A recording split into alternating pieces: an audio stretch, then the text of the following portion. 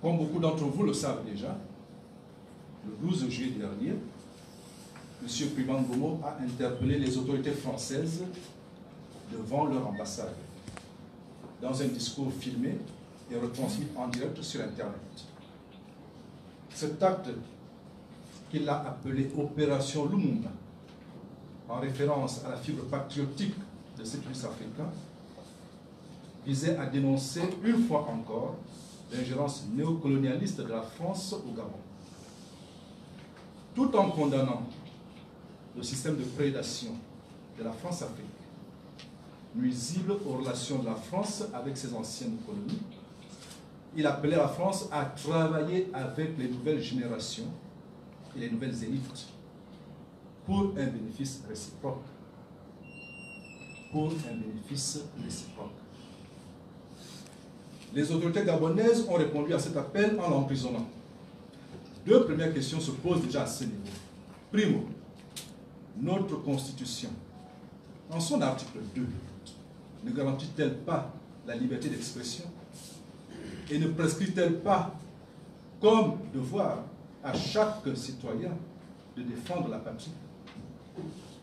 Deuxième, quel mal y avait-il à s'exprimer, à interpeller les autorités françaises sur une situation qui n'est un secret pour personne?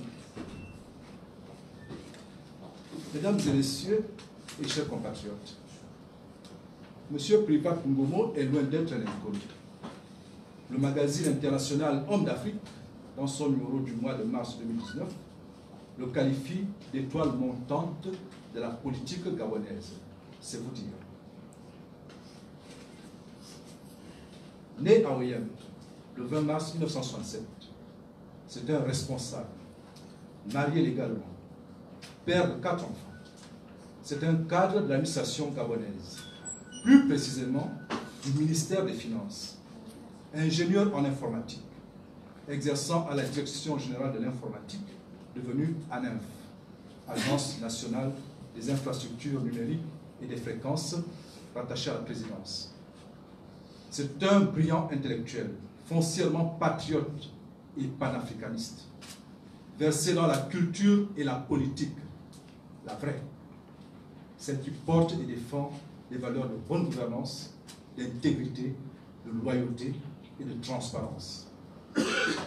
C'est un homme de conviction, profondément engagé, qui développe un franc-parler sans concession et sans tabou. Dans un milieu où la langue de bois est la norme, il est clair que M. Privan Ngommo dérange, notamment quand il parle du régime gabonais et des rapports de domination et de spoliation que la France entretient avec ses anciennes colonies, prétendument devenues indépendantes en 1960. Que ce soit de vive voix ou dans ses écrits, il demeure constant dans ses positions et les exprime sans détour en toutes circonstances. C'est tout cela qui lui vaut aujourd'hui une incarcération non fondée en droit. Non fondée en droit. Et qui de plus est émaillée de violations répétées de ses droits. Violations répétées de ses droits. Voici les faits pour illustrer cette affirmation. Premièrement, M. Privan Ngommo a été arrêté sur les lieux de sa manifestation et sur ce point, il convient de rappeler comment les choses se sont passées. L'interruption de la circulation occasionnée par l'opération Lumumba devant l'ambassade de France n'a duré que 10 minutes. 10 minutes. Et les policiers, habituellement en faction sur les lieux, ont plutôt coopéré en réglant la circulation en amont et en aval de la manifestation, pour éviter l'engorgement. Du reste, quand on regarde la vidéo de l'opération Lumumba, on peut voir une voiture de police passer derrière M. Ngommo Privan pendant son allocution. Lorsque l'escouade envoyée par la préfecture de police pour établir l'ordre est arrivée sur les lieux, la manifestation était déjà terminée, les manifestants partis et la circulation rétablie. Seul M. Privan Ngommo était resté sur les lieux, attendant les forces de l'ordre parce qu'il tenait à les accompagner à la préfecture de police pour expliquer au préfet de police le sens de son action. Nous pensons qu'il voulait également prendre les devants pour éviter d'être cueilli à 4 h du matin à son domicile devant femmes et enfants terrorisés, comme malheureusement le font parfois nos forces de sécurité. Le voilà donc à la préfecture de police pour s'expliquer. Mais contre toute attente, en lieu et place d'être écouté, il a été transféré du commissariat central à la direction de la sûreté urbaine, où il a subi une garde à vue illégale de 5 jours, du 12 au 16 juillet. Garde à vue illégale parce que dans notre pays, le code de procédure prévoit qu'une garde à vue dure 48 heures. Elle peut éventuellement être prolongée de 24 heures sur autorisation expresse écrite du procureur de la République, soit maximum 72 heures. En République gabonaise, la garde à vue légale dure maximum 72 heures, 3 jours. M. Privat a été retenu pendant 5 jours d'une manière parfaitement illégale. Deuxièmement, M. Privat Ngomo a été placé sous mandat de dépôt le 16 juillet 2019. Lors de sa première comparution devant Madame la juge Marie-Christine Lebama pour les chefs d'accusation suivants: outrage au chef de l'État, atteinte à la sûreté de l'État, incitation à la rébellion, propagation de fausses nouvelles et trouble à l'ordre public. Mais lors de sa deuxième comparution, intervenue dans les 72 heures après la première, le caractère non fondé des 3 premiers chefs a été reconnu.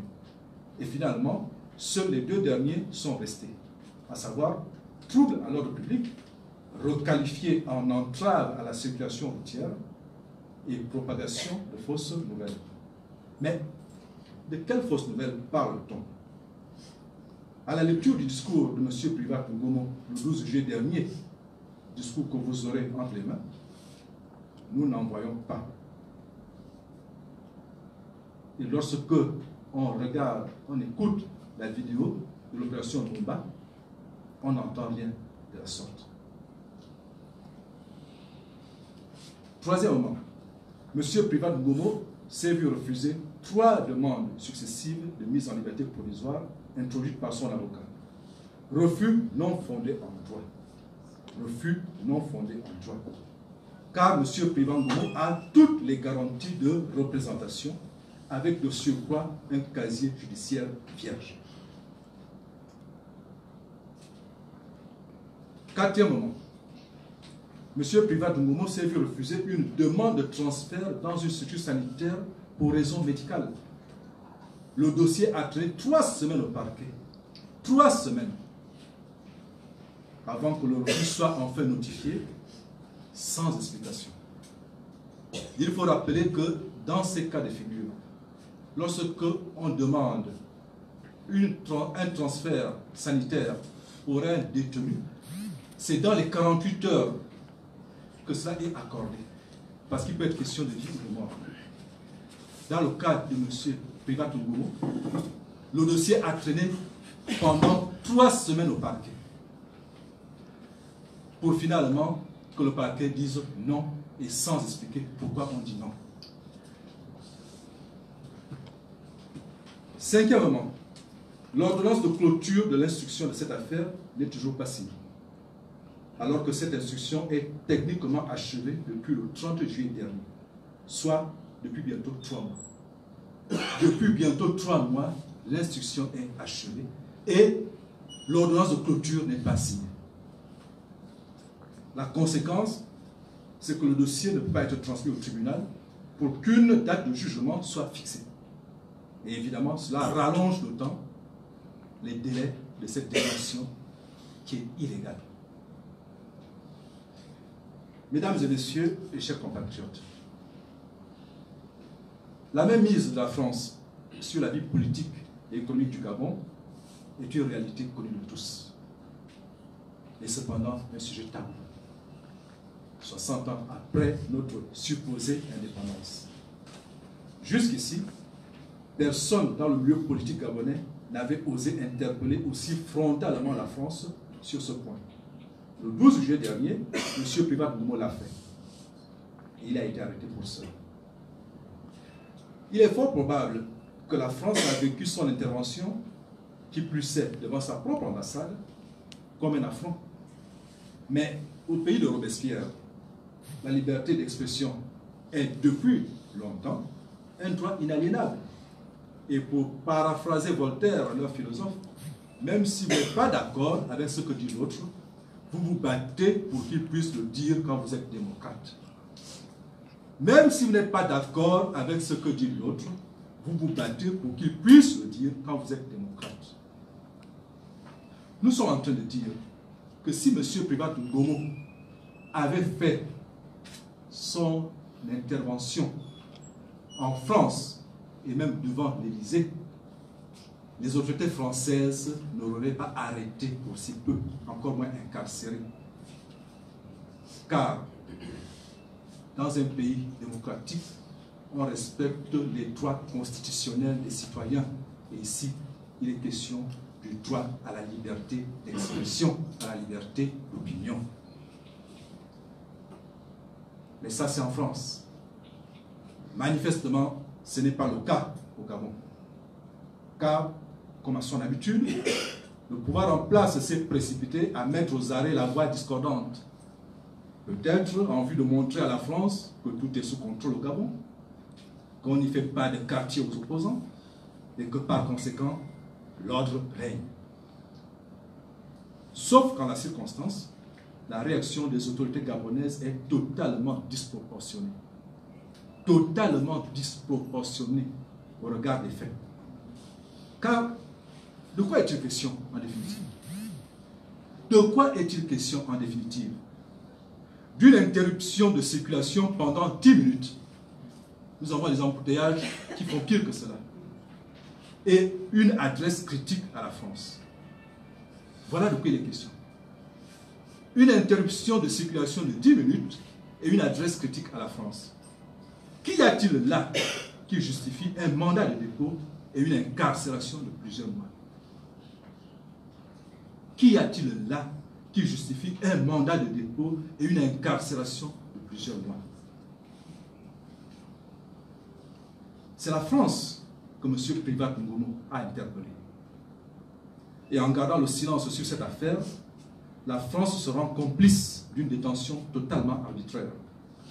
Alors qu'en tant que patrie des droits de l'homme, la République française a normalement vocation à défendre partout où elle est présente les valeurs universelles de respect de la démocratie et des droits de l'homme, au premier rang desquels le droit à la liberté d'expression.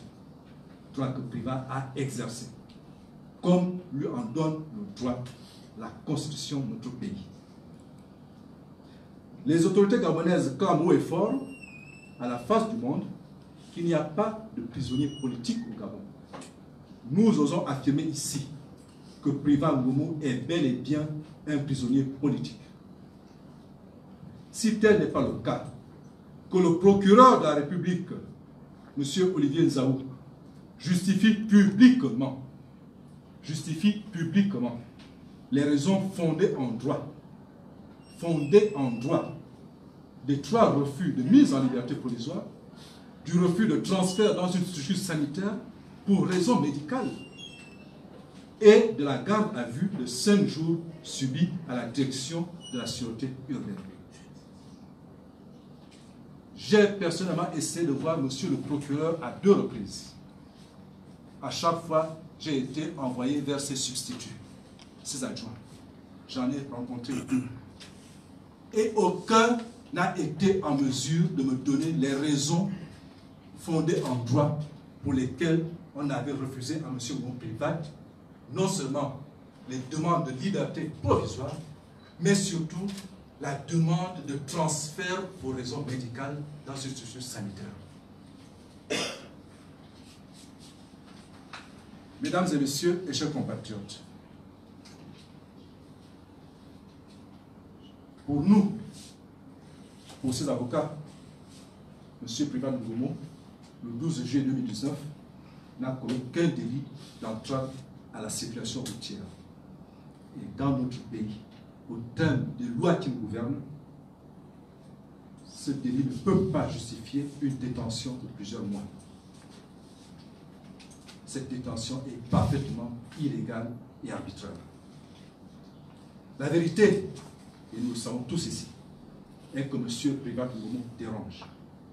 Voilà un cadre compétent, dévoué à son pays, dévoué à l'Afrique, qui se retrouve en prison du fait de ses opinions et prises de position politique. C'est une vraie honte pour le Gabon. C'est une vraie honte pour le Gabon et pour l'Afrique. Alors le continent a besoin de tous ces fils de valeur pour relever le défi du développement et de la mondialisation. À ce jour, aucun argument fondé en droit ne justifie l'emprisonnement et tous les délits de droit dont est victime M. Privat Ngoumo. C'est la raison pour laquelle nous exigeons sa libération pure et simple. Et nous prenons à témoin l'opinion nationale et internationale sur ce cas flagrant de détention arbitraire. D'ores et déjà, nous appelons toutes les personnes éprises de justice, de dignité et de paix, partageant les valeurs civiques et morales les plus élevées, à se joindre à toutes les actions que nous, la famille de Privat Ngoumo, allons entreprendre dans les tout prochains jours en vue de sa libération immédiate et sans condition. Je vous remercie.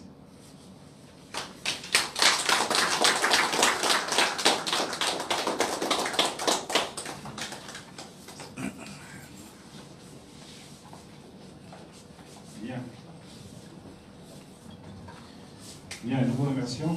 Comme je vous l'ai dit en introduction de cet événement, il s'agit d'un point de presse.